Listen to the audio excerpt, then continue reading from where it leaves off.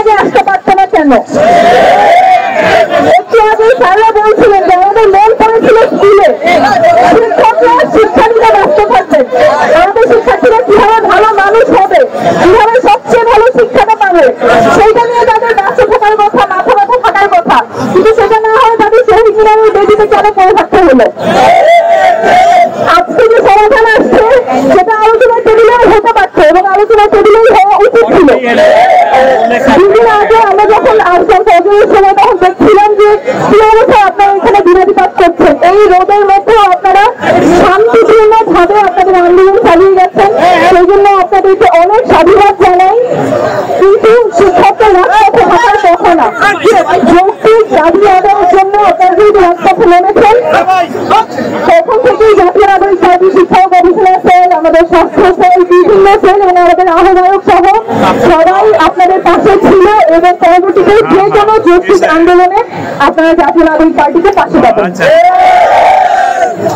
শিক্ষকদের কণ্ঠ থামিয়ে দেওয়া যাবে না।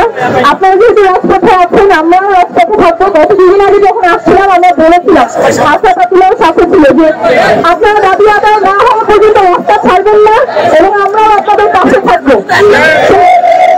সেই প্রতিজ্ঞা পূরণ করতে পারার জন্য এবং আপনারা শান্তিপূর্ণভাবে অবস্থান করার জন্য আপনাদেরকে অভিনন্দন। কিন্তু পরবর্তীতে যেকোনো যৌক্তিক দাবি যাতে আলোচনার টেবিলেই শেষ হয়, কাউকে রাস্তায় নামতে না হয়, বিশেষ করে শিক্ষকদেরকে যাতে রাস্তায় নামে আন্দোলন করতে না হয়, অবস্থান করতে না হয়, সেই রাজনীতিটাই আমাদের করতে হবে। আপনারা আমাদের নতুন প্রজন্মের কারিগর, বর্তমান প্রজন্মের কারিগর, আপনাদেরকে অনেক শুভেচ্ছা, অনেক সাধুবাদ এবং আশা করছি আপনারা আমাদেরকে একটা সুন্দর জাতি উপহার দিবেন, যারা পরবর্তীতে শিক্ষকদের কোনো অবহেলন করবেন না। কারণ যে যদি শিক্ষকদেরকে অবহেলা করে, সে যদি নিজের ভবিষ্যৎকেই ধ্বংস করে, সেরকম না হয় যাতে একটা সুন্দর জাতি আপনারা উপহার দিতে পারেন, সে আহ্বান রেখে আজকে শেষ করছি। অনেক ধন্যবাদ। নিউজ ডেস্ক, দৈনিক অন্যধারা।